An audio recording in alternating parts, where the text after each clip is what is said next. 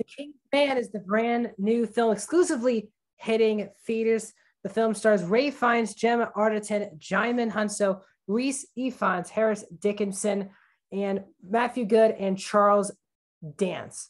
And tells story about the Duke of England, Orlando Oxford, played by Ray Fiennes, who is beginning to run a little Asian spy agency during the beginning of World War I. His son is played by Harris Dickinson, who wants to go to war and be a soldier, but his dad is very reluctant of doing that. Along the way, to stop World War I from happening, they need to stop a couple of villains led by Rasputin, played by Rhys Ifans. The film is 2 hours and 10 minutes and is rated R. This is a prequel to both Kingsman 1 and 2. Welcome back to a brand new movie review here at Max Talks Movies. We're talking The King's Man, the prequel to the Kingsman franchise. Can't wait to talk about it with you in the comment section down below. First of all, let me know your ranking of the Kingsman films after we get done with this review. I would definitely let you know my ranking of the Kingsman films. Also, please subscribe to the bell if you're new to the channel, to movie reviews, TV show reviews, stream platform reviews, and movie rankings. If you're new to the channel, please subscribe and ring the bell. And also like the video. That's how you support this channel the best way. Let's talk The King's Man. So I absolutely love the first Kingsman movie. It's a film I watch often. It's a really great little spy film that doesn't feel like any other spy film of the last 20 years. So that obviously was great. The sequel, I actually liked it in theaters. I actually just rewatched both Kingsman 1 and 2 for this movie today. And 2, it just does not hold up that good for me. I think it's a bit of a mess. It's still a fun mess, but it's definitely a mess of a film.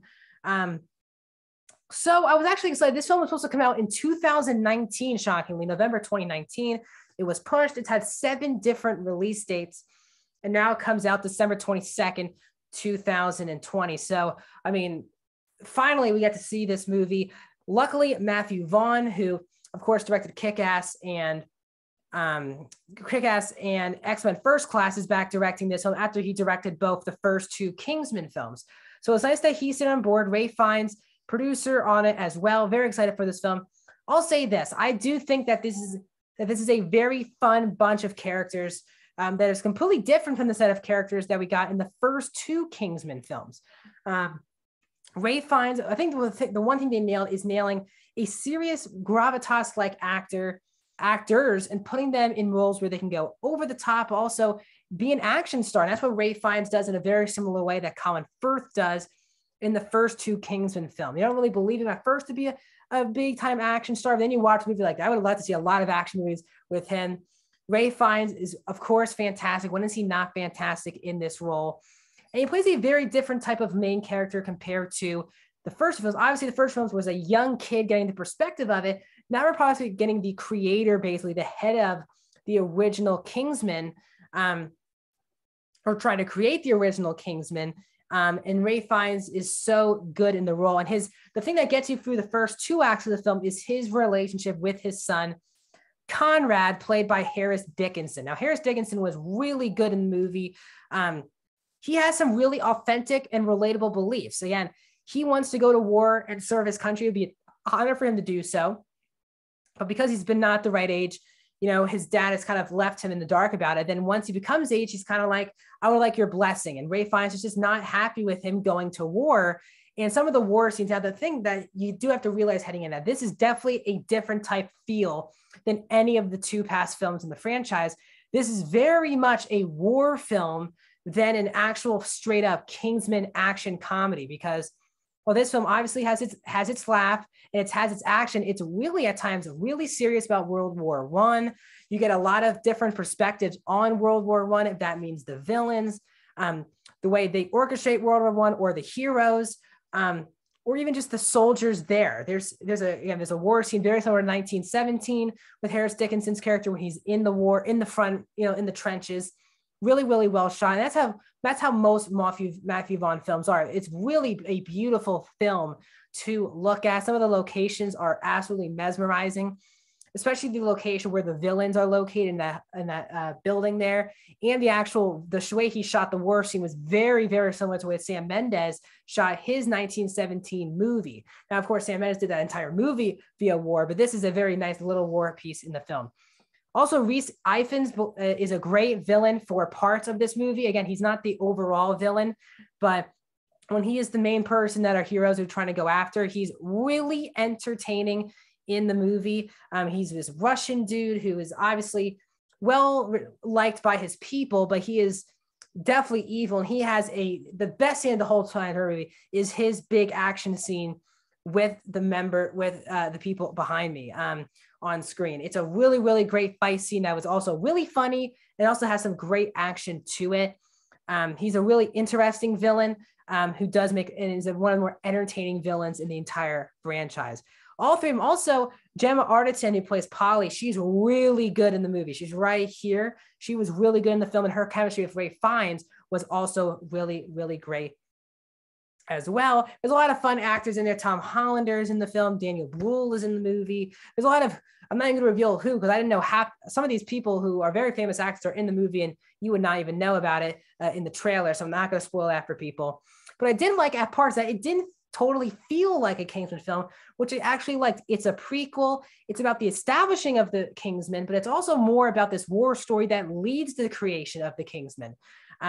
They don't have the technology like Eggsy or Harry does in the first two films.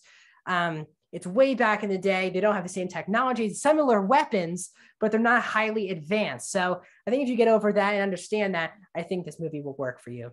Let's talk about some negatives for me. And I just didn't feel as emotionally invested in the story as I definitely wanted to be. At times, the movie does feel bland. In my opinion, just like nothing feels like it's happening. Some of the other members of the original Kingsmen don't really get enough screen time. There's also some added characters, again, don't want to spoil who they are, but they just don't feel necessary in this type of movie. One of the worst parts of the movie by far was the movie, once there's a big overall villain that they set up that you don't really see this person's face for basically the entirety of the movie, building to an obvious reveal. This twist was really eye-rolling and really annoying because you could really see it coming. Maybe in the first scene you see this character on screen, it's a really dumb reveal because the movie has really been building up to this big twist of who this villain is the whole movie. And if you just pay attention, you'll probably figure it out in one or two scenes before the reveal happens. So overall, the villain twist for me just really didn't work, really pulled me out of the emotion of the scene just because it was a bit ridiculous.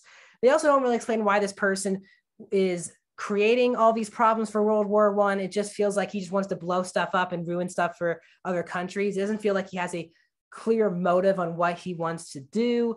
Like I said, at times it does very much feel in my opinion, too distant from the franchise. What I mean by that is that the film tackles a lot of different themes and different types of movies. Sometimes it wants to be an action comedy. Sometimes it wants to be a very serious war drama. Then it wants to be a slow build family drama. And then it wants to be a Kingsman film with the over-the-top action, the fast-paced over-the-top action that you see in the first two films. At times, they all just don't balance all the way together, which can sometimes come quite jarring when someone's in a really serious predicament, but then they have to make it a Kingsman film, so they make it a bit too over the top. I feel like they needed more of a balance of the Kingsman action mixed in with a seriousness that they just didn't really, in my opinion, find in this film. But overall, I had a fine time with Kingsman. If I would rank the films, I would go the first Kingsman the Secret Service and #1, Kingsman and #2, and #3 would be Kingsman the Golden Circle. So that's how I'd rank the franchise. But overall, I had a fun enough time with this film. I wanted a lot more out of it. There is a mid-credit scene, so stay tuned for that if you care about this film and the franchise. Performances were great. Matthew Vaughn's great. The score, same composer from the first two films, adds such an added emotional beat and excitedness to the film. But overall, again, while I had a lot of fun watching the film, it's definitely a fun film to watch. I don't think the story came all the way together. So I'm going to give it a 3 out of 5 stars, a 58% for Kingsman. Wanted a lot more out of this, especially for being such a mega fan of the first film. We still haven't gotten that great sequel that I've been waiting for 7 years. So we'll see if we'll get one soon. They're obviously filming Kingsman 3 starting late 2022. So hopefully we get to that one soon. So thanks for that's my review of Kingsman. If you're new to the channel, subscribe, ring the bell, comment down below. Upcoming videos should all be end of the year rankings. We're also going to get a Boba Fett episode 1 spoiler review, as well as worst and best of 2021. I'll see you guys then.